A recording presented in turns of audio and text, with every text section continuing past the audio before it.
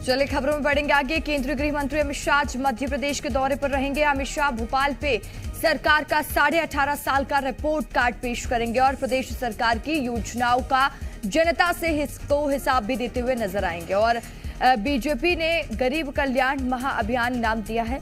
साथ ही केंद्रीय मंत्री ज्योतिरादित्य सिंधिया के क्षेत्र ग्वालियर में सबसे बड़ी बीजेपी कार्य समिति की बैठक का आयोजन किया जाएगा और इस बैठक की अध्यक्षता अमित शाह करेंगे। शाह यहां प्रदेश भर के 1500 से ज्यादा पदाधिकारी और कार्यकर्ताओं को जीत का मंत्र भी देंगे।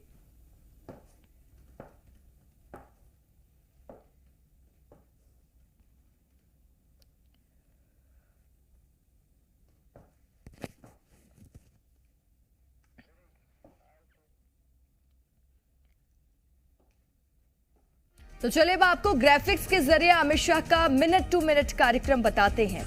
दोपहर 12 बजे भोपाल पहुंचेंगे अमित शाह। 12:30 बजे कुशाभाऊ ठाकरे सभागार पहुंचेंगे। शिवराज सरकार का रिपोर्ट कार्ड पेश करेंगे। वहीं दोपहर 3:30 पर ग्वालियर पहुंचेंगे अमित शाह। करीब 4 बजे प्रदेश कार्य समिति की बैठक को संबोधित करेंगे। 5:30 बजे संपर्क अभियान में शामिल होंगे। वहीं शाम 7:45 पर ग्वालियर से दिल्ली के लिए रवाना हो जाएंगे अमित शाह। और हमारे साथ जी मीडिया संवाददाता प्रिया पांडे लाइव बनी हुई हैं। प्रिया, अमित शाह का मिनट टू मिनट कार्यक्रम क्या कुछ रहने वाला है, जानकारी दीजिएगा।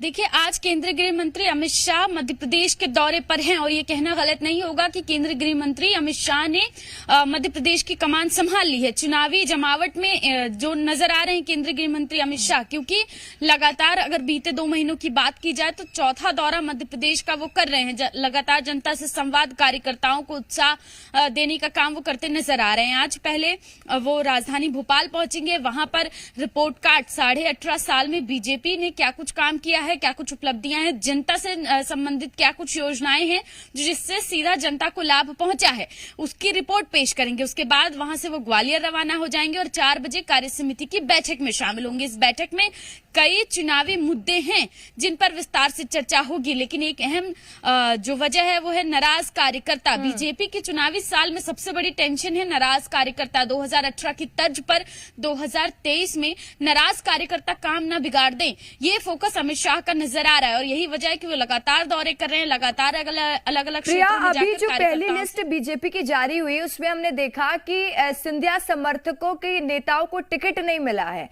और ग्वालियर में ही कार्य समिति बैठक का आयोजन होना, कहीं इशारा तो नहीं है कि ग्वालियर में जाकर उन्हीं नाराज कार्यकर्ताओं को अमित शाह मनाते हुए नजर आएंगे?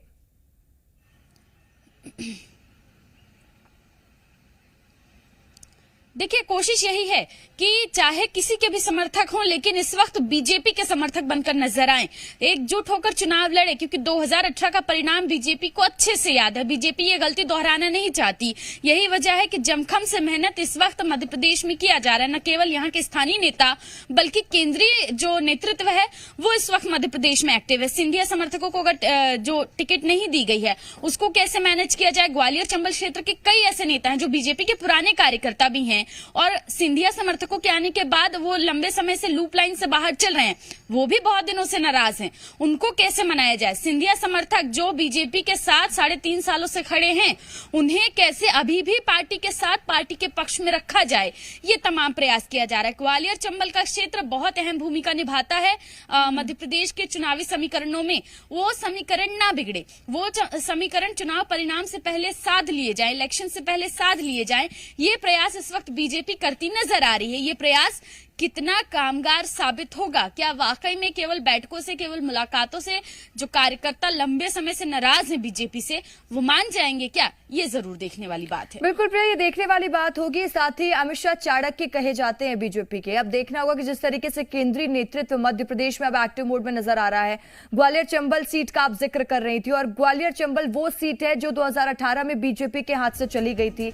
अब देखना होगा कि आगे की रणनीति प्रिया कैसे तैयार की जाती है। प्रिया, अगर उस लिहाज से हम बात करें, 2018 में ग्वालियर चंबल से हार का सामना बीजेपी को करना पड़ा था, तो क्या कुछ अलग तरीके से रणनीति आज की बैठक के बाद तैयार की जा सकती है?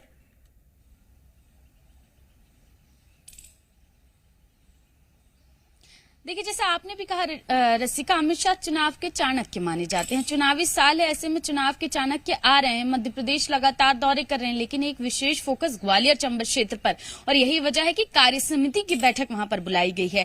कार्य समिति की ही बैठक नहीं होगी, अलग अलग जो कार्यकर्ता हैं, जो पदाधिकारी हैं, जो जिम्मेदार हैं, उनसे मुलाकात होगी। लगभग 1500 नेताओं से अमित शाह चर्चा करने वाले हैं, संवाद करने वाले हैं। ये फोकस जरूर है कि जो क्षेत्र के नेता हैं उन्हें मना लिया जाए, जो नुकसान 2018 में हुआ था वो ना हो, उसके लिए पहले से ही एहतियात बरतना शुरू किया जा रहा है। इस बार ग्वालियर चंबल क्षेत्र में बीजेपी के लिए 2 फोकस का केंद्र है। एक, जो पहले से ही बीजेपी के कार्यकर्ता हैं, जो पहले से ही बीजेपी के नेता हैं, बीजेपी के पहले से ही पदाधिकारी हैं ग्वालियर चंबल के क्षेत्र में।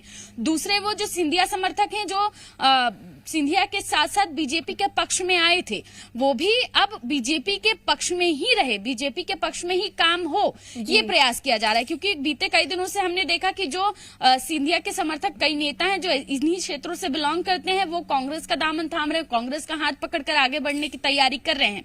टूट की स्थिति ना बने, चुनावी साल में जो कार्यकर्ता हैं वो बिखरे ना, एकजुट रहें, यही फिलहाल कांग्रेस बीजेपी का फोकस नजर आ रहा है मध्य प्रदेश में। बीजेपी की यही बिल्कुल प्रिया, देखना होगा कि बीजेपी की इस तैयारी का नतीजा क्या होता है, किस तरीके से आगे रणनीति पर मंथन किया जाता है। प्रिया, तमाम जानकारी के लिए शुक्रिया आपका।